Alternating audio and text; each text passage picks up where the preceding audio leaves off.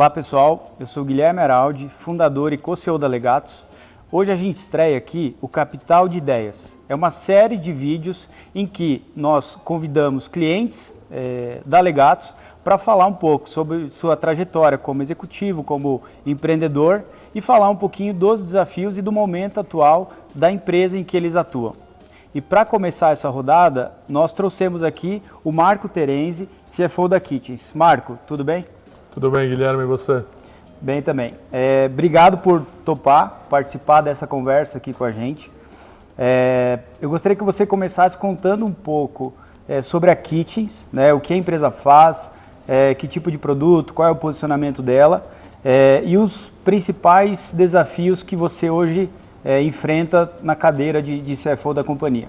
Ok. Primeiro, obrigado pelo convite, é um prazer estar aqui com você hoje. A Kitchens é hoje provavelmente o mais tradicional fabricante de móveis sob medida de alto e altíssimo padrão.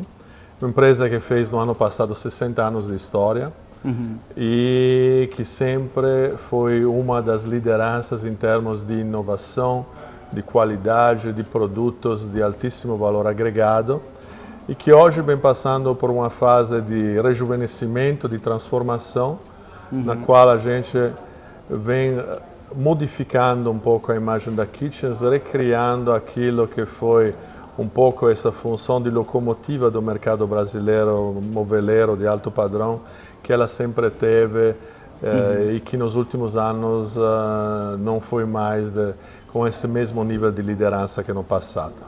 Entendi. Os maiores desafios da área financeira hoje é abastecer o nosso grupo de trabalhadores dos fundos necessários para que eles possam desenvolver produtos de qualidade, produtos inovadores dentro dos prazos de entrega, mantendo sempre a mesma qualidade e, aliás, trazendo mais novidades para o mercado brasileiro que possam fazer de novo, repito, da Kitchens a locomotiva do mercado.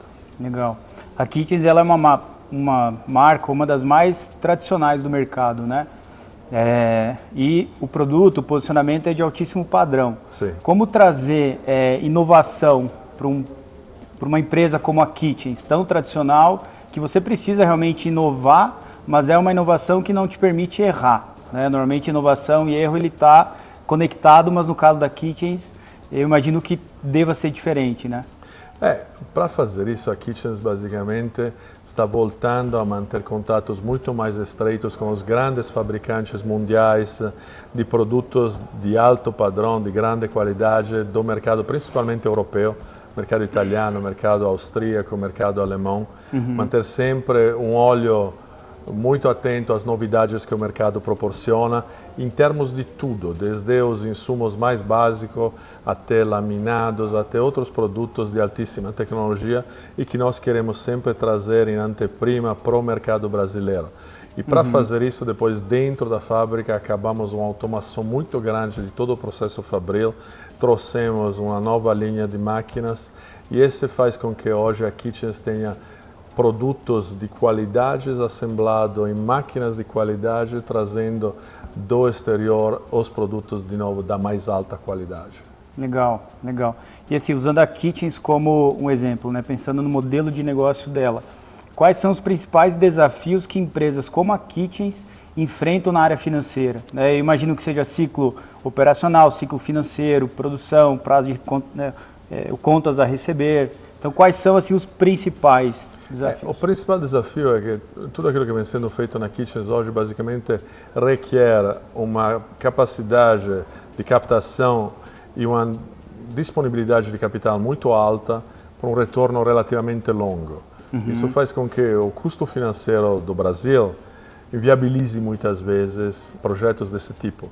Por isso nós fomos atrás de encontrar soluções alternativas que nos permitissem reduzir esse custo financeiro e fazer com que esses projetos de longo prazo, esse ciclo financeiro longo, voltasse a ser viável. Entendi. E assim, eu imagino, né, para equilibrar crescimento e controle de custos, é desafio, né? Porque você, às vezes, para crescer, você tem que soltar um pouquinho mais a mão, né? Sim. Na sua visão, assim, como que, né, quem ocupa uma cadeira como a sua deve tocar crescimento e controle de custos. No caso da Kitchens, a opção foi relativamente obrigatória. A gente teve que partir para aumentar o nível de digitalização da empresa. Tudo aquilo que podia ser digitalizado na empresa, tudo aquilo que podia ser automatizado, foi digitalizado, foi automatizado. Legal. Hoje, acredito que esse seja o único caminho que as empresas podem perseguir.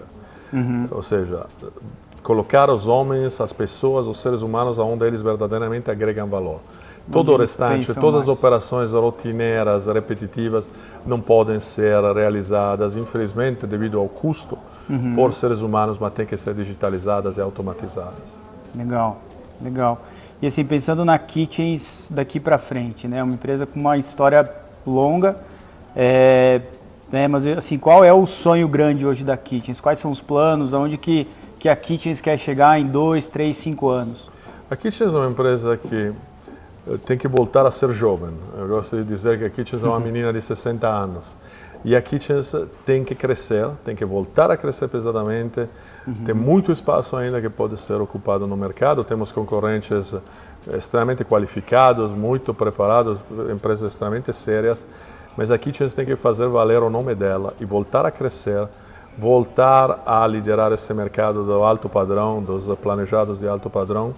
E com certeza, com aquilo que vem sendo feito, a Kitchens tem todas as chances e as capacidades para fazer isso acontecer. Legal, legal. E trazendo um pouco mais para o nosso lado, né? O que fez, né, a Kitchens, vocês buscarem uma solução como aquelas que a gente oferece aqui na Legatos? Né, para trazer alguém para ajudar nessa estruturação financeira, em alguns, às vezes em pontos específicos, né, o que motivou assim a buscar? A Legatos se encaixou perfeitamente com a Kitchens, porque assim como a Kitchens procura hoje fornecedores de matéria-prima e de insumos que privilegiam uma pegada mais tecnológica, uma pegada inovadora, a Legatos veio para nós com soluções inovadoras de crédito, que fizeram com que a gente conseguisse o crédito no formato que nós precisávamos. Um crédito ágil, rápido, mais barato, uma parte de importação mais ágil, que nos oferece serviços alternativos. Ou seja, a Legatos nos permitiu sair da mesmice dos serviços desse tipo. Hoje a Kitchens, com os bancos com os quais trabalha, onde a Legatos é intermediária, consegue soluções financeiras diferenciadas, que trazem para nós um custo muito mais baixo, em todos os casos abaixo da taxa Selic hoje, e sobretudo traz isso com agilidade. Hoje um processo de captação nosso não demora 6, 8 meses, não demora 5 meses, conseguimos fechar processos em menos que um mês. E isso foi para nós um diferencial extremamente grande, que fez com que a Legatos hoje seja o nosso parceiro preferencial por tudo aquilo que é linhas de crédito, e, mais recentemente, tudo aquilo que é comércio exterior, sourcing internacional, importação, trading company e outras coisas desse tipo. Legal, legal. E assim, para fechar, pensando num profissional que visa ocupar a cadeira como a sua, de CFO, que é CFO, mas é empreendedor também, né? Que conselhos você daria, né, para o Marco de 30 anos atrás? O conselho que eu daria é sair da mesmice. Saia do óbvio.